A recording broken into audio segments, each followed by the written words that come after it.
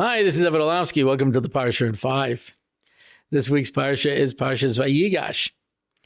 And there's a very strange thing that happens from the end of Miketz to the beginning of Vayigash. At the end of Vayigash, Yosef plants the cup in Binyamin's bag. And they search all the bags, starting from the oldest to the youngest, knowing the last one will be Binyamin. And when the cup is revealed, so the brothers suspect that it may have been planted. According to one medrash, they actually suspected Binyamin. Why? Because since Yosef used it for divination, they said, you're just like your mom. Rachel stole the truffim from Lavan because he used it for divination. And you stole the cup from Yosef because he used it for divination. But in any event, they saw that Binyamin was going to become a slave. So Yehuda says, what can I say? What can I say? Yeah, Hashem has seen our crime. We will all become your slaves. And Yosef says, nope, I'm not that guy. I'm not injustice. I'm going to take Binyamin as my slave, and the rest of you guys can go home. Vayigash elav Yehuda, says Rashi, he came ready for battle. And he says, yeah, I'll tear you limb to limb. I'll destroy you. We'll rip this place apart. Yeah, it's clobbering time. He starts screaming, and Chushim ben Dan hears him in Eretz Yisrael, which is pretty amazing because he was deaf. And he jumps like the Hulk from Eretz Yisrael and comes crashing through the roof. And him and Yehuda start screaming, and the whole of Egypt starts collapsing. Whoa. I would call this an overreaction, wouldn't you? There were 11 brothers. You just offered to make all of them avadim. And I say, no, I just want one of them. They said, one will tear the country apart. Yikes.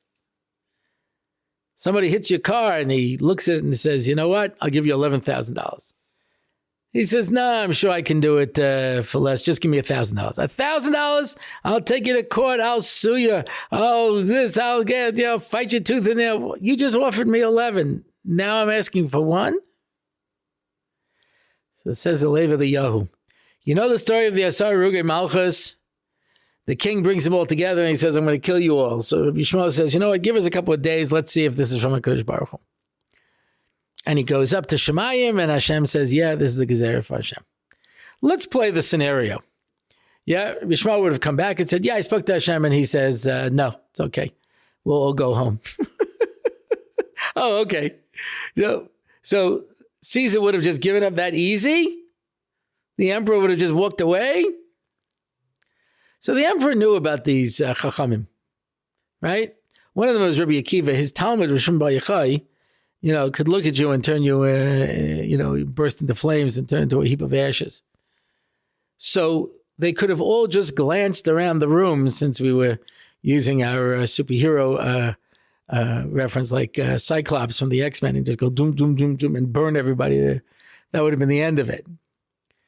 So when they said we're going to take 3 days to see if it's true, they knew if this is from HaKadosh Baruch Hu, we're going to accept it. But if it's you, it's clobbering time. We're going to rip your palace apart and tear you apart limb by limb. No, I don't have to. I'll just look at you and turn you into a heap of ashes. But once HaKadosh Baruch Hu said it, there's nothing you can do. When Yehuda says Hashem has found our crime, he meant Mechiras Yosef. And he says, okay, we sold him as an Eved. We're all going to become Avadim. What about poor Binyamin? Collateral damage. Yeah, it's not his fault, but he's part of Klal Yisrael. We all become Avadim, so he's caught up with our chait. But when you tell me that we're all going free and we're the ones who did the Avera and the only one you're going to make an Eved is Binyamin, the only one who didn't do the chait, then I'll rip this place apart. Because that doesn't happen. That doesn't happen. Yeah, that can't possibly be. And that's why Yosef has no choice but to reveal who he is at that point.